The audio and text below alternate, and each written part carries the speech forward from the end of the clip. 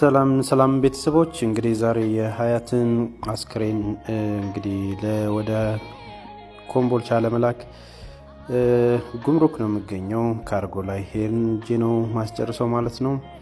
በነገራችን ላይ እጅግ በጣም ፈጣንና ተባባሪ የሆኑ የጉምሩክ ሰራተኞች አሉ። እነሱን ላመሰግን ወዳለሁ። ሁሉም ዲፓርትመንቶች የምር ስራቸውን በአግባቡ አቀላጥፈው ኃላፊነታቸውን የሚወጡ ትክክለኛው ቦታ ላይ ያሉ ሰዎች ቢኖሩ ካርጎ ላይ ጉምሩክ የሚያስተናግዱት ሰዎች ናቸው።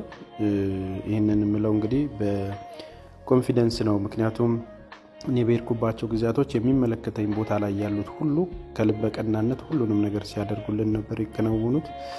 ብዙ ስቴፖችን አልፈን እንግዲህ ሪሊዝ አድርገን ያው ውስጡን ማሳየት እና የተከለከሉ ቦታዎችን ማሳየት ስለሌለብን ነው።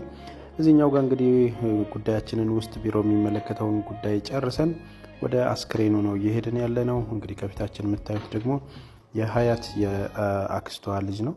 ኖርማሊ ውክልና የተሰጠው እሱ ነው።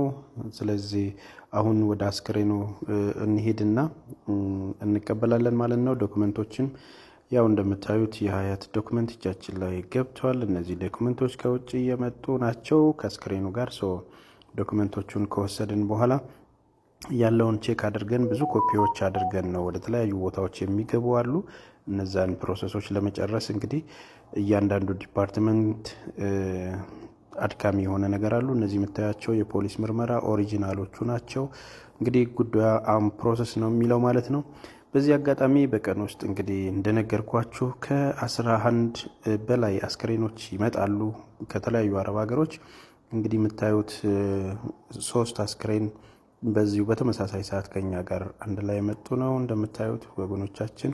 ይህ እንግዲህ የኛ አስክሬን ነው፣ የእህታችን የሀያት አስክሬን ነው ማለት ነው።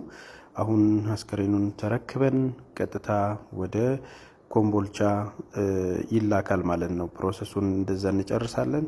ስለዚህ ይህንን ከዚህ ወስደን ወደ ሌላ ቦታ ነው የምናስሸጋግረው። ወደ ከሰዓቱ ፍላይት ነው እንግዲህ የሚሄደው። እንደምታዩት ሀያት ስሟም ይኸው እዚህ ይገኛል። እዚህ ይመዘናል። ከተመዘነ በኋላ ኪሎ 106 ኪሎ ነው የሆነው። 7 ኪሎ ሲቀነስ 96 ኪሎ 107 ነበረ፣ ይቅርታ ሆነ። ያንን ነገር አደረግን ጨረስን ማለት ነው።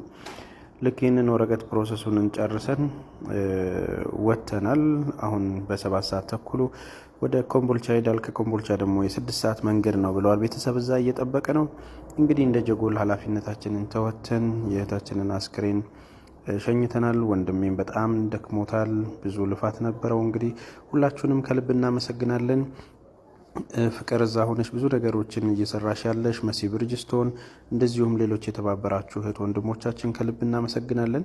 እኛም እንግዲህ የእህታችንን አስክሬን ሸኝተን ከግቢው እየወጣን ነው። ባላችሁበት ሁሉ ሰላም ሁኑ።